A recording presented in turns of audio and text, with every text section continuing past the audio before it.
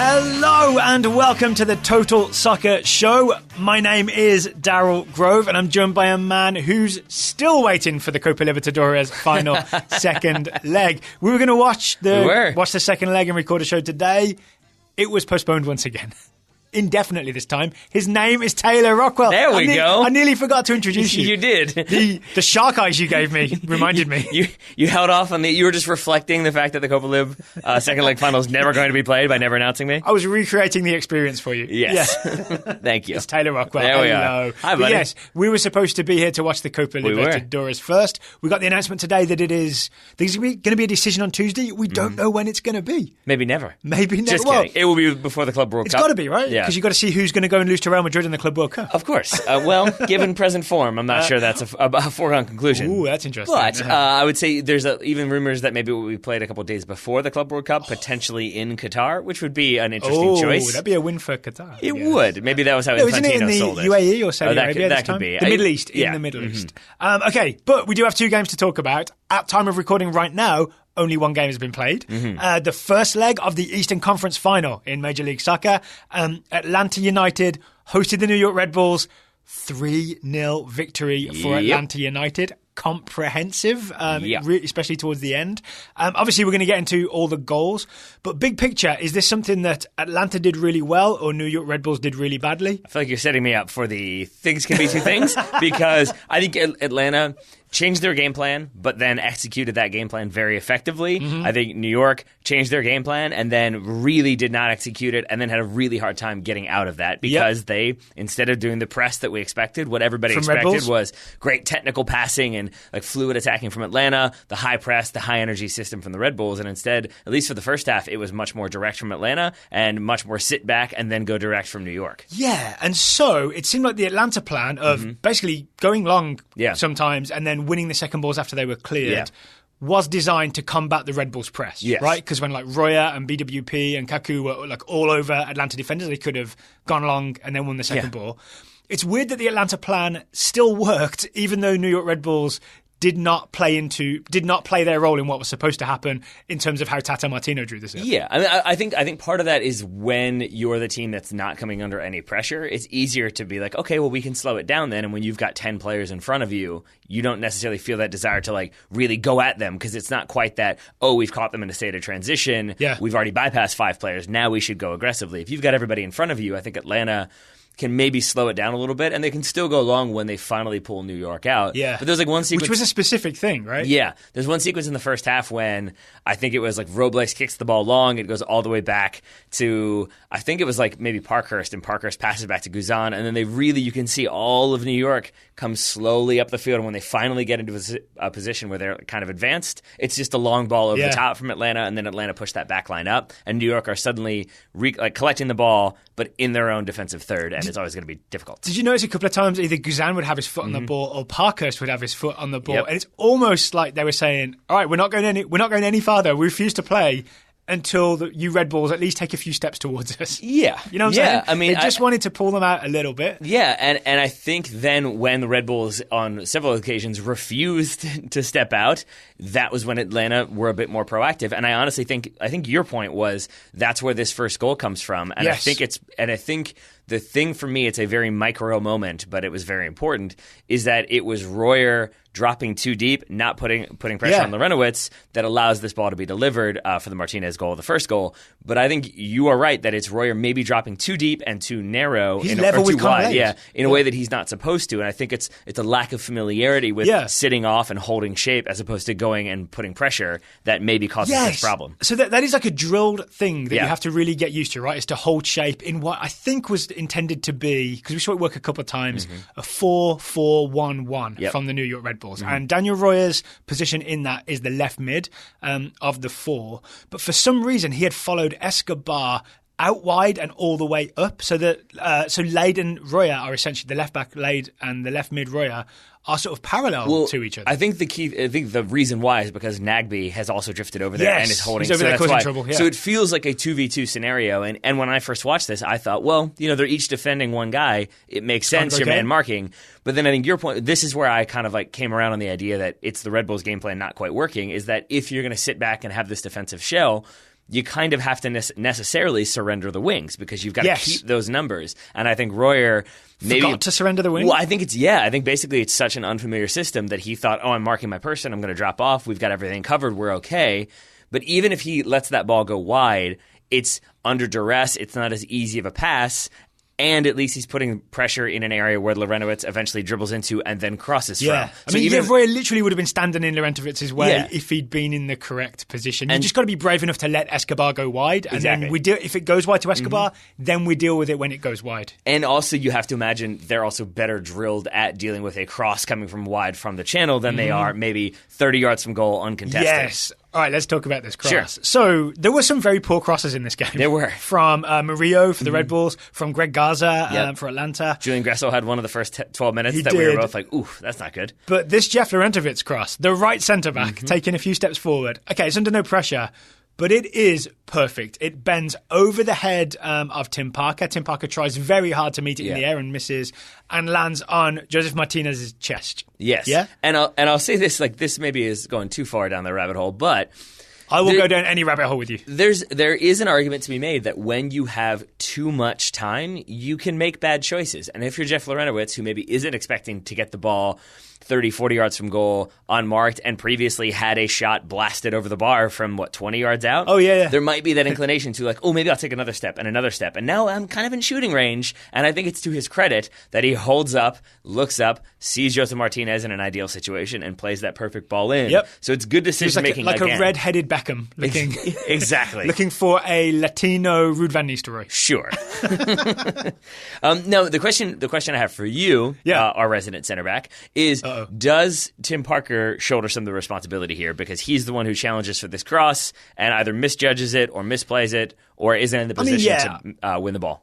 On a very basic level, he tries to head a cross clear and he misses the entire ball. Well said. Right? Yeah. So I think what he should have done is, this is really simple, but once you see that cross coming, it's just a case of judging the cross correctly. You've got to take a few steps back before you go and attack the ball, so you're in a position to actually meet it when you head it. Yeah. Which I know sounds really basic, but especially when you know there's a guy behind you, you're overcommitting by going to try and meet the ball. It's too high of a risk because Joseph Martinez is behind you, and he's scored a lot of goals. He has, and I think also, thank you for that, because it reminded me that it was Parker kind of backing off consistently as Larentowicz is on that ball. He was the deepest in the Red Bulls line. Yeah. And again, I think that's he's used to somebody going out there and putting that player under pressure so that there's not that much time for that cross to come in. Because there's no pressure, Parker's sort of backpedaling. So he's never then in a position to proactively go at that ball and win that ball. He's sort of always reacting, which is not a thing you really want to be doing, especially when, as you said, Joseph Martinez is behind you. And he reacts very nicely. So he brings that ball down perfectly with his chest into his own path, a step forward. For some reason, everybody stops, including Murillo. I feel like Murillo should have just charged and put some pressure on him. Parker should have turned and put some pressure on Martinez, but they're almost frozen in shock that this It's definitely it's an Odang moment. Yeah, right? Luis Robles comes towards Joseph Martinez. I think you made the point that you could see Martinez wait a second. Yep. It's almost like you think he's waiting for Robles to make a decision. I think he is. Yeah. I think he's waiting for Robles to jump out and leave his feet and you can pass underneath. Or what happens here, Robles has good position and I think he's maybe just trying to make sure he doesn't get beat near post or doesn't get megged with a shot low. He succeeds in making sure he doesn't get beat near post or megged low. But Martinez waits for him to go down essentially and then he puts it right over Luis Robles' left shoulder and it's in the back corner. It's a great finish, but it's not just the power and the technical ability. It's the decision making and the patience and the calmness in that moment in front of that audience to have that type of a goal. It's very much like, no, you go first. Yeah. No, you go first. By all means. By all means. And that's really kind of it for the first half. That's really the story was Atlanta slowly building, growing into that game a little bit more, recognizing, we don't necessarily have to rush things. And it felt like New York, for their part, my notes on the first half from New York are mostly Tyler Adams trying to go direct, Aaron Long trying to go direct, Royer trying to go direct, BWP not getting any sort of possession on the ball, and it felt like they didn't really change what they were doing. So a thing that a conversation we had in studio was we wanted to record as quickly as possible so we can get ready for the Portland Sporting KC game, but I sort of talked us into going back and at least watching a little chunk of the first half to see what was the Red Bulls' attacking plan, and what we learned is basically they never had the ball.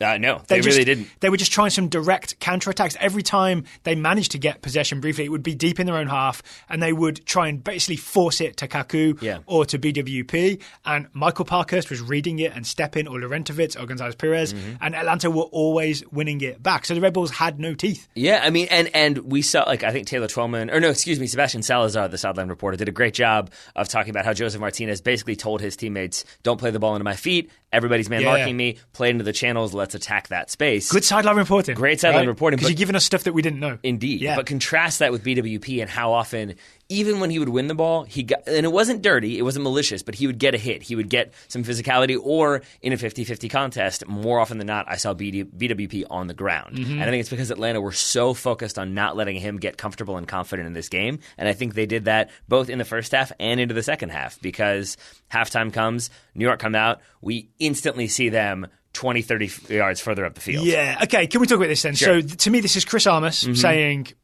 Oops. Yeah. I got it wrong. That wasn't working. Let's do the thing that made us Supporters Shield regular season champions. I mean, this is too obvious a question maybe, but does he have to just accept that that was a mistake? Yes. That whatever he was trying to do, maybe just to calm the game down and get out there with a 0-0 in Atlanta or something, was just a huge mistake, and they should have gone full Red Bulls from the start. This may sound like... They should have pressed from the start. Yeah, this probably sounds silly, but so be it.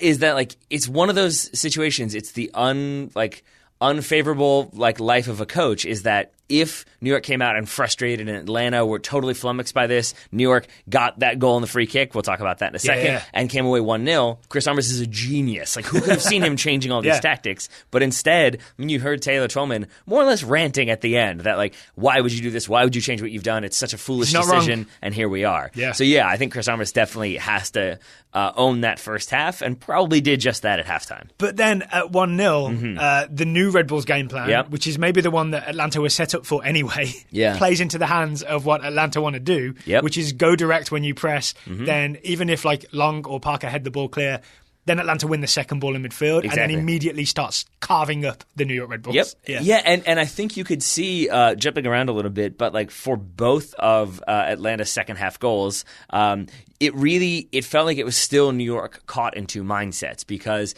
the New York of games past of this season, if they've played that high press from the start, I have to believe that there's more pressure on every single Atlanta player. And for both of those second half goals, there's just still everybody sort of getting close, but then still standing 5 yards off and waiting and shifting and adjusting and giving space and time for other players to come in and find space. Yeah, I was saying to you that, when the Red Bulls decide to press, they've done it so much that they can flip the switch and it will be natural immediately. Yeah. I'm not sure that was true. I think I was wrong about that, because it isn't a thing that you can just change your mindset in the middle of the game and get it right. Yeah? No, it's not. And evidenced by the person you would expect to have the least amount of time on the field is Almiron. You expect Atlanta's playmaker, number 10, to be under pressure all the time. And you pointed out for Atlanta's second goal that when they win this ball back, Gressel makes a great 30-yard overlapping run. But again, he's making a 30-yard overlapping run. Almiron has time to settle and turn and wait and pulls in players. Oh, is this one where he splits Murillo and I believe Parker? I believe you're correct. Yeah. But again, there's three Red Bulls players kind of get close and then they all stand off. And they're sort of, the thing we've Davis as well, maybe. Yeah, it's the thing we've talked about with Leo Messi, where everybody's afraid to make a play, and in that little vacuum of space, he can then operate and move around because nobody wants to overcommit. And here again, Red Bulls players, I think maybe a month ago, would go flying into this challenge and put Almiron on his butt, and then they can win that ball back. At least put some pressure on him. Or at least put some pressure on him. Do you think they're all scared to get beat by him? Maybe it's that, but I think it's also an element of we've been preparing this whole game to play defensive and sitting off and slow them down. It can be a really hard adjustment to then be like, okay, but now go in full speed. And especially if you've then had to change your game plan. Maybe in that, if it's from the outset, it's the high press. If I go step to that ball, I know Daryl Grove is going to be right there. He's going to be stepping to cover me. But because of what we did in the first half, maybe I look over and I see you standing with me, and I'm like, well, he's standing too. I don't know if I can go make that run. And just that little bit of indecision, it's what Atlanta thrive on. Gressel makes that overlapping run. Receives that perfectly weighted ball from Miguel Almiron. He's trying to find Joseph Martinez with 100%. The cutback, right? 100%. It goes to Escobar in the end. He won't say that, but yes. He's trying to find Joseph Martinez. My theory is that it was behind Martinez, right? He wasn't easily going to get it, but Martinez could have got a toe to it, I think. I'll bet good money that Escobar gives Martinez a leave it shout. Yes. Because Martinez, you can see almost back away from it. You can. But I want to say this. Like, first of all, I think you're right. That's probably a shout. But I might be buying into the hype a little bit. I get why Atlanta fans love Martinez so much, because contrast that first goal, which is just like calm, poise, great finish, with this one when I think there are other strikers out there, not naming any names, Ronaldo, but like who wouldn't have backed off that, who would have been like, no, I'm going to make a play. I'm going to like get a touch on it, turn and shoot that ball. Try and fish it back in exactly. and turn and shoot. Yeah. And just the faith and the trust and the belief to just be like, okay, sure, I'll leave it. Put his faith in a right back to finish. He put his faith in a right back, and the faith was rewarded. And 2-0. And that right back might be my man of the match, because I felt like with Atlanta being as narrow as they were with that back 3/5, it was entirely incumbent upon Greg Garza and Escobar to provide like the kind of supporting runs and alleviate some of the pressure out wide. I was about to say I disagree that they were narrow, but it's only because of Escobar and Garza. But in the very beginning, I was like, ooh, that's asking a lot of your wing backs to cover all that. And Escobar, I mean, he did it the entire game. Greg Garza gets subbed out late, but Escobar is in there in the 90th minute making runs, making plays, and assisting on the third goal for Atlanta. Shall we talk third goal? Sure. So what happens on the third goal? Red Bulls are desperate at this point, right? They keep pressing. Is this the goal where Tim Parker goes charging out of the back? It's when it's Gressel dribbles inside, gets a shot. Tim Parker blocks that ball. Oh, after the Barco back heel sets up Gressel. Yeah. And then Tim Parker goes chasing that blocked shot, which falls to Escobar. And then this is what we're talking about. Parker pursues that ball, but when he gets within 5 yards, he stands off. Again, it's the right back now. We're not even talking about Almiron. Like, this is a player, this is what you're looking for if you're doing the counter press.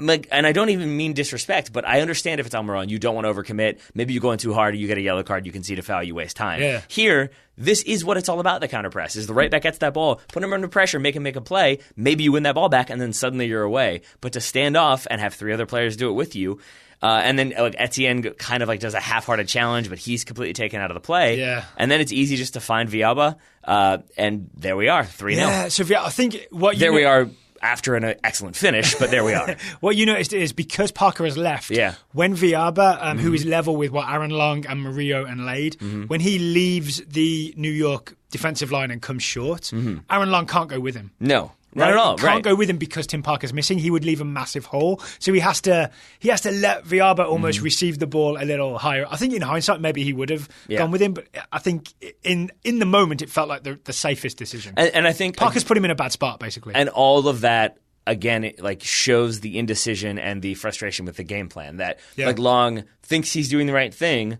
but within 2 seconds is realizing, oh, I need to go close that player down now.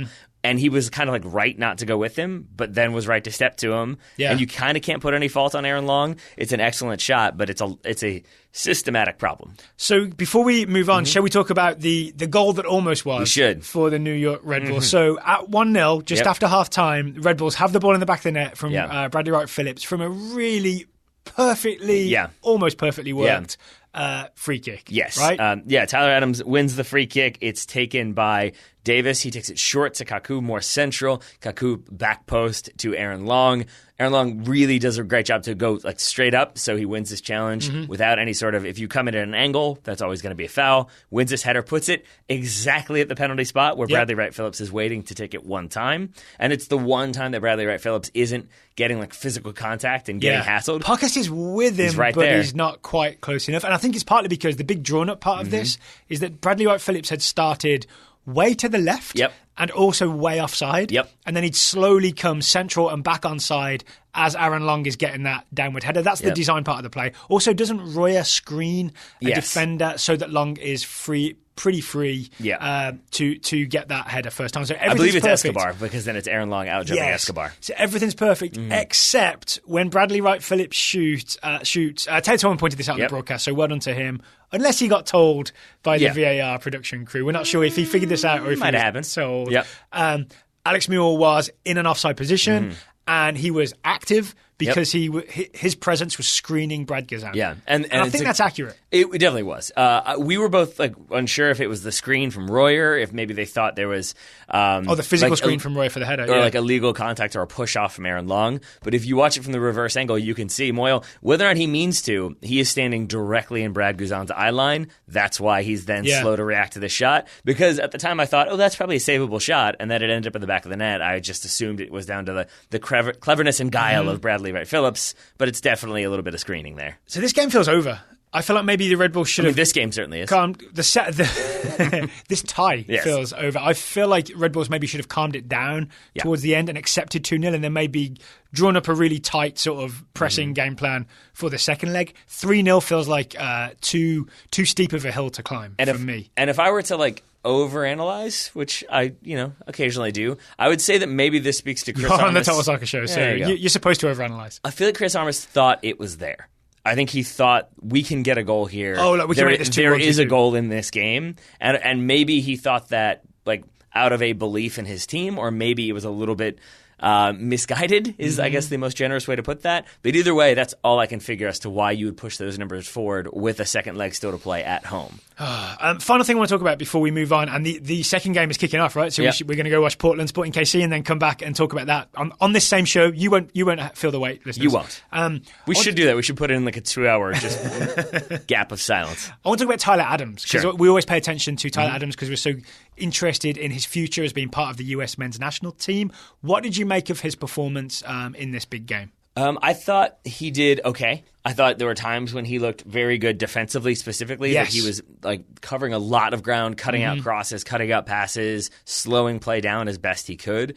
I thought he was probably the most representative of what the Red Bulls were trying to do when they got the ball back, which was inside the first 15 minutes, I feel like we saw Tyler Adams turn and try to go at Atlanta as fast as he could, and all 3 times. I think once he misplays a pass, twice he takes a heavy touch, and it's taken back by Atlanta. Yeah. And it felt like he was trying to help kickstart that counterattack. Yeah. And I just think he wasn't in a position to do so, either because he was struggling to do it or because he didn't have the personnel around him, literally around him within a 10-yard space to combine quickly. I also think he was trying to force passes forward that were never, ever on, right? You know what I mean? Maybe it was on for a second, but 3 seconds later, he's still trying to force it, and those passes are getting cut out. There's a good one you pointed out, I think in the second half, might have been in the first, when he takes he miscontrols the ball, and then is so focused on playing that ball forward that he slides out of bounds to keep the ball inbounds and play it forward. Which he does really well to even fish it back out to make sure it stays in, right? But if he plays it forward, but it goes straight to an Atlanta player, whereas if he had slid the opposite way and played it backwards, that passes on, New York retained possession. So it felt again, representative of their whole mindset was get the ball forward as quickly as we can, so then you never really are building any sort of sustained possession. So 3-0 to Atlanta. There is a second leg. It's Thursday night at Red Bull Arena. I mean, it's worth watching to see what happens because Red Bull will come out swinging, right? They'll probably drink some sort of energy drink in the build-up, probably like an espresso or a Monster, something like that. Yeah.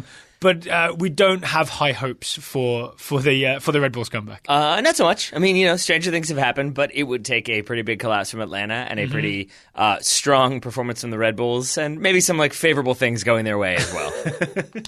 Okay, so we've still got Portland versus Sporting KC to come, but first we need to pick an MVP. Yeah. And we're going to do it in a branded way. Okay. Because today's show is sponsored by Greats. Yeah, it is. Greats, Brooklyn's first sneaker company. Made in Italy, designed in Brooklyn. It's a good combo. We're both big fans of Greats sneakers, not least because they sent us a pair for free. Yep. And Daryl Grove, you'll be surprised to know, I'm wearing them right now, as really? is tradition. Okay. I want to say it is not just that I wear them when we have Greats as a sponsor. It's not pre-planned? No, because we don't really pre-plan the advertisers too much. That's true. I just tend to be wearing them. Advertiser roulette. Exactly. I'm going to trust you today and not look under the table. I'm just going to believe that you are wearing your Greats sneakers. Joke's on you. I have trash bags on my feet. You have the opposite of trash bags if you have Greats on. That is true. That is true. So who is your... if we're going to present a player from this game... with a pair of Greats as their Man of the Match award. Better than champagne, right? You get a nice, freshly boxed pair of sneakers. Especially because there are always the stories of the MVPs not being able to accept the award because they're not yet 21. Who would you be presenting sneakers to from Atlanta 3 Red Bulls 0? Yeah, I said it earlier. I'll say it again. For me, it's Franco Escobar. Martinez had a great goal. Almiron was all over the place. But I think Escobar, literally being all over the place on that right side, was massive. And his that second goal, it felt like really gave Atlanta the cushion they needed. Yeah. And then his role in the third goal as well, just evading that vicious Derek Etienne Jr. tackle. It was the as half-hearted as it was. Yeah. I think I can't go Escobar because it would be very boring if we had the same Greats MVP. I think maybe Michael Parkhurst. And I think that's a good shout. His role in the middle of that defense is key to repelling any of those Red Bulls' attempted attacks and essentially restarting the play. Restarting the play every time. 100% agree. And I'll add, one of the moments that will stand out to me from this game is that like it was a ball. It was the type of ball where like it's like maybe 30 yards from Red Bull's goal. They're playing it forward into the feet of Bradley Wright Phillips, who is not on camera, and you see him come back in to receive that ball, and you see Parkhurst just dart in front and knock BWP out of the way as he wins the ball. So it's like a double winning the ball and giving that physical challenge as well. That was kind of representative of his overall game, in my opinion. Good question in hindsight. Would the US men's national team have been better off the last few years if Parkhurst had been regularly selected? Yes. Yeah, okay. 100%. I'm glad we settled that. Based on, not just based on tonight, but also a little bit just based on tonight. Yeah, I mean, hey, he's the centre back in a team that's probably going to MLS. These are facts. All right, so a pair each to Escobar and a pair of greats to Michael Parkhurst. If one of them emailed us and said, I want my pair of shoes, maybe we would make that happen. I would try and make that happen. I sure would. We've got the connections. So if yes, you want to get your own pair of greats, you can't get one for free because you didn't play in the playoff game, but you can get 15% off if you go to greats.com and you use the discount code TSS for 15% off at greats.com. So thank you to Greats for sponsoring today's episode. Franco and Michael, we look forward to your emails. Okay, we have watched Portland versus Sporting KC. Woo! I wasn't involved, but somehow I'm covered in bruises. That was a rough game. And you're still yelling at the referee, And which I'm I still found yelling at the surprising. referee, about offsides and all sorts. Yeah. That was a rough game of soccer. Yep. A lot of teams knocking other teams around. Yes. It felt in some ways like what we thought the Atlanta-New York game was going to be, kind of end-to-end and very physical, but like lots of touches on the ball and random people in random spots. But then I think what we both kind of agreed upon is that it missed players of that like next level technical ability. No disrespect to either one of the teams, but it felt like it needed somebody who could calm it down and find that one little like 1 yard gap or 1 foot gap to get that goal or to get that play to really break that game wide open. But here's the weird part. I bet I can name you 5 or 6 players who are capable, who do have that next level of technical ability, but they did not put their foot on the ball and slow it down. I bet Ilya Sanchez could do it. I would bet you Felipe Gutierrez could do it. Diego Valeri could do it. Diego Valeri could do it. Maybe Sebastian Blanco could do it. And yet for some reason they were all sort of sucked into the vortex, the spinning vortex that was this game, when nobody could just take a step back and calm it all down. Yeah, I mean, and that's what this game needed. Not just because it felt like we were very close to potentially having this game finish like 9v9 in terms of players, not goals. But also because it felt like the type of game, we've talked about these before, where everybody just kind of gets sucked into that approach. And instead of Diego Valeri winning the ball, or like collecting the ball off of a clearance, turning and slowing it down and looking for passes, it kind of always felt like the mentality was go, go, go, even if there weren't people there to support that go approach. And the end result is even when there were chances to say serve the ball in, I think the crossing was worse in this game than it was in the Atlanta Red Bulls game, right? There was some really poor services. Yeah, absolutely. And I think I knew what you meant. Service. It's servi. Yeah, that's the plural. But I think like if you look at the 27th minute, that's probably the best attacking play. That's the one where it starts with like a back heel and then it's pass. It's a lot of little one-touch flicks and nothing too elaborate, but very good from Portland. That ends up with a decent chance that I believe is cut out at the very end by I think Matt Beasler. No, it's Graham Zusi. Of course, it is the trailing run. Slides across and just gets there before Diego Valeri. It's all coming back to me now. I just never want to be in a position where I give Graham Zusi credit, which he actually deserves. He did well defensively at least this evening. But like that was one where it felt like it made sense from Portland and everybody was on the same page that it was a ball into feet, but then it was like a Cruyff kind of like flick out wide, and then it was a one-touch pass down the line, and it was everybody sort of being in sync and knowing, okay, now we're going. And I contrast that with a lot of other sequences, especially in the second half, both for Portland and Sporting KC, that it would be those same type of moves, but it was always slightly less under control. It was slightly less aware of everything that was happening. If that pass would find feet, it kind of frequently felt like it was a fortunate turn of events as opposed to an intentional series of flicks and tricks. I think you're right, and a lot of passes were off by like half a yard or so, and the game would very quickly break down.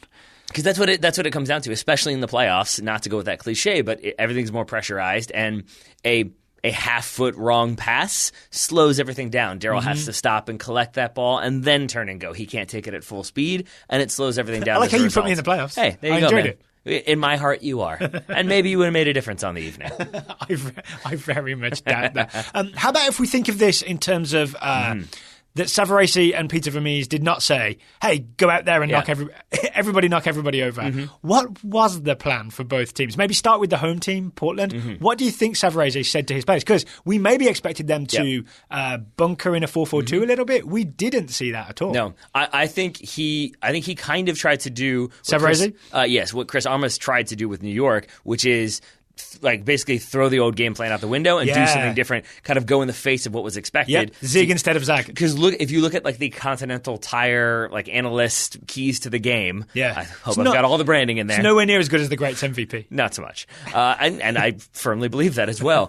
It was like, I think the keys to the game were like Sporting KC, find creative passes in the attacking third, and for Portland it was like stay compact and counter. And so you then go to kickoff, and it was Portland pretty aggressively up the pitch. You had Diego Chara getting involved in plays like 20 yards from Sporting KC's goal, which isn't what you would expect from a defensive-minded approach. Yeah. But I think the defense was still there. Stu Holden did a very good job of pointing out that there was an intentional effort by Portland to block off anything going into the feet of Ilie Sanchez. So it made it really hard for Sporting KC to play through the middle. For people who don't know, Ilie Sanchez, I think he literally wears number 6, but he is Sporting KC's number 6. He's their deepest midfielder who they do try and play through when they have possession. And you said Stu Holden pointed out, was it Valeri and Ebobisse almost took turns just screening him, essentially, so that Biesler and Apara could not put the ball into his feet. Yeah, and I do not want to rewatch this entire game. I don't plan to, but I have a feeling if we went back and watched, this might be one of those games where, while Ebobisse was not, obviously not as involved as he would like to be in terms of getting a goal involved in the attack, I bet he was very much instrumental in shutting off options for Sporting KC through the middle, because even like a few moments before Ebobisse was subbed out, he sprinted back 10 yards to cut off that pass to Sanchez. That was on, and I think Biesler ended up having to like turn and play it out wide again. Yeah. So that was instrumental, and that was a key tactic for Portland. The other thing I personally believe, I posted about this at halftime on Twitter, is that it did feel like Sporting KC... Well, you're wasting the content on Twitter. Keep it all on the show. My mistake. I apologize. I believe you were getting us snacks. I had to do something. Yeah.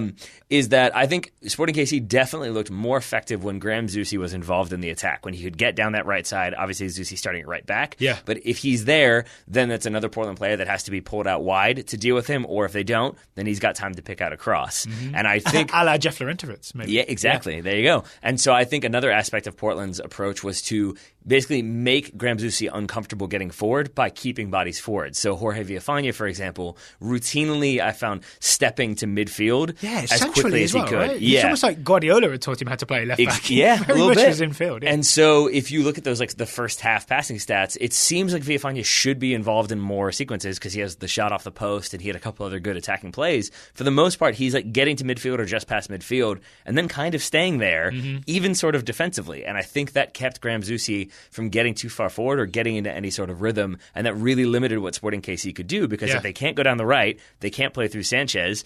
They had difficulty playing down the left as well, again, as the halftime stats showed. It really made it difficult for Sporting KC to get anything going from the beginning. I wonder if Blanco did a job on him as well, Sebastian Blanco. Yeah. I mean, he definitely did that undercut that sort of hurt Graham Zusi, but I wonder if he blocked off any passes going out to Zusi so he couldn't sort of get involved and get forward. I'd say there's a decent chance, yeah. So I think that was a well-executed part of Portland's game plan. From an attacking standpoint, it felt like they were definitely looking for those set pieces, and they were definitely looking for Diego Valeri to Liam Ridgewell. That was pretty much the combination every single time. Well, it kind of worked that one time, right? Wasn't it the Valeri free kick to Ridgewell that came back off the post and then Guzman scored? Why was that called back? Because, correctly given, Ridgewell and Guzman both offside. So in that case, I think either one could have been flagged for it. I guess they both probably were. So the goal correctly ruled out. And again, this is the way the rule is supposed to be called, that if it's a marginal one when you have VAR, you let the play go, but you give that indication if you're the AR, which is exactly what he did, waited for the ball to go in the net, then the flag went up. Might be infuriating to home fans, but it's the correct way to do it. It also seemed to me that Asprilla was heavily involved. I think he saw a lot of the ball on the right wing. But heavily ineffective is what I would say? Heavily ineffective, yeah. Some really poor crosses and some, I don't know if they're bad decisions or if there was just no good option because the box is crowded with Sporting KC defenders and there isn't room to run at anyone. I just feel like maybe he didn't have a lot of options, so then just eventually ended up swinging at a few things just to see what happened. Yeah, or having ill-advised shots as well. Yeah. A couple of those too. And that's why I think the crazy thing to me is that I did feel like Sporting KC were the ones who were on their heels a little bit at various points in this game. It did feel for large stretches like Portland was the team that was going to score, and yet it's Sporting KC who will be more than pleased with a 0-0 result away from home. Yeah. I mean, that said, Portland, you mean just big picture because they went away and got a draw? Yeah, I think so. I mean, that said, Portland getting any goal immediately causes Sporting KC problems. Yeah. So, because a 1-1 draw, that's enough for Portland to go through. But I think Sporting KC, given maybe that they game planned to have more of the ball, and I think maybe that's part of the reason why they had such problems figuring out how to go against the Portland that was like suddenly way further up the field. Yeah. I think that their game plan maybe was thrown out the window immediately. That they were able to hold on for a 0-0 draw is respectable. Did they have a plan B attack-wise? Because I was trying to think back and think, how much did I see of Kyrie Shelton on the ball? And I can't remember that many. You've gone back to the old school pronunciation, have you? Is it Kyrie Shelton? It is. Is it? I mean, at least that's what our commentators and he, I think I said. I'm just going to say Mr. Shelton. Okay, I didn't see a lot of Mr. Shelton on the ball. There we go. No, we didn't. And it felt like part of that was because he was dropping in to help defensively, and part of that was because, again, Sporting KC were involved in that same sort of get the ball forward, and so when they would push it forward, then it's Kyrie Shelton trying to hold the ball Mr. up. Shelton. Mr. Shelton. His father is Kyrie Shelton. Is that what we have to do? We have to switch it around. It was him trying to hold the ball up or chase the ball when it was played long. That doesn't really lend itself to too many memorable moments. And so I think what it ended up being was Sporting KC trying to find combinations either down the channel. Again, that doesn't really lend itself to Kyrie Shelton being too involved, or it's shooting from distance around the top of the box. Oh, okay. So also Thursday, it's the second leg. It's Sporting KC hosting Portland. I don't know what to expect from that game. Do Portland revert to type and maybe, bunker and counter a bit more? That would be my guess. That would be my guess. I honestly, I think it would be the wrong choice because I do think that Peter Vermees, he can game plan enough. Having said like that tonight maybe didn't go the way they wanted it to, I still think Sporting KC managed to block off enough clear opportunities for Portland. Agreed. So I don't think he necessarily got it wrong. He just didn't get it. It wasn't effective attacking wise. It was still effective defensively what they did. But I have a feeling that if you give him 90 minutes against a compact defense, he'll find a way through, or he will game plan a way to cause problems. And I think if you're Portland tonight, proved a pretty effective way of playing. Worth remembering as well that Diego Chara, I think Diego Valeri, and Guzman from a very early point in this game were all on yellows. Blanco maybe gets one at the end too, I forget. But either way, those would have carried over. Now they don't. So then you can afford a few more professional fouls in that game. I think it makes sense for Portland to be a little bit more aggressive. So just to double check, that means that if you pick up a yellow in the final game of in the second leg, there's no way you can be suspended for MLS Cup. So all those players on yellows, unless you pick up another yellow immediately after that. Yeah, if you get sent off in the game, then but all those players can risk a yellow. Exactly, right? exactly. Just the one. Yeah. The one. I mean, I don't know because there were still opportunities for Sporting KC, so I wouldn't be surprised if we see a more defensive Portland, but I hope we see a sort of stretched and aggressive Portland because I hope that will give us a more exciting end-to-end game with, I guess, better technical play in between. Yes, the players are certainly capable of it. Because it was an exciting game. It's a difficult game for us to really analyze because it felt sort of like, he gave it away. Oh no, he passed. Oh, that's out of bounds. But they took the throw really, really fast. Oh no, that's out of bounds. I think there was one where I think you turned around to do something. Yeah, and I was like, possession changed 7 times, and you're only gone for like 6 seconds. Goodness gracious. Yeah, it was that kind of game. Not ideal. So we'll be back either Thursday night or Friday morning to review the second legs. But there's going to be plenty to talk about this week. I would say so. We have read in is it the Columbus Dispatch? The Columbus Times Dispatch? I don't know. They put it behind a paywall, so I refuse to acknowledge. They did. I managed to read it before the paywall popped up. It took me a couple of goes. But essentially, I'm sorry, I can't remember the name of the journalist, but the story was essentially that... his name was Paywall. paywall. US Soccer and Greg Berhalter have agreed a contract. Yep. That was what was in the Columbus Times-Dispatch story. I'm going to say Columbus Dispatch because I'm getting it confused with the Richmond Times-Dispatch. That Berhalter and US Soccer have agreed a contract, and that we're going to get the announcement either Tuesday or Wednesday or later, sometime later this week. This next week, and then there'll be a news conference in New York. So what we thought was coming, it seems like it's coming closer and closer and closer. So basically, we'll have that to talk about this week. There's also Champions League Tuesday and Wednesday. Can't wait to watch Manchester United struggle to a hopefully goalless draw. It's Valencia. It's Valencia. I think it's Barcelona Spurs as well. So that one might be slightly more exciting. There's better games. There's better games to watch. So we'll be back next week with all that good stuff. I would say this week, based on the fact that most people will probably be listening to this on Monday. That's true. So there'll be no separate Monday show because we've already recorded Saturday and Sunday. Yeah. I just don't want people to be like, what? You're taking a week off again? Any final thoughts on this, Taylor? Nope. That's about it for me. All right. Then I will say thank you for taking the time to talk to me twice this weekend on the Total Soccer Show. Right back at you, buddy. Franco Michael, we await your emails one more time. Listeners, thank you for listening. We will talk to you again later this week.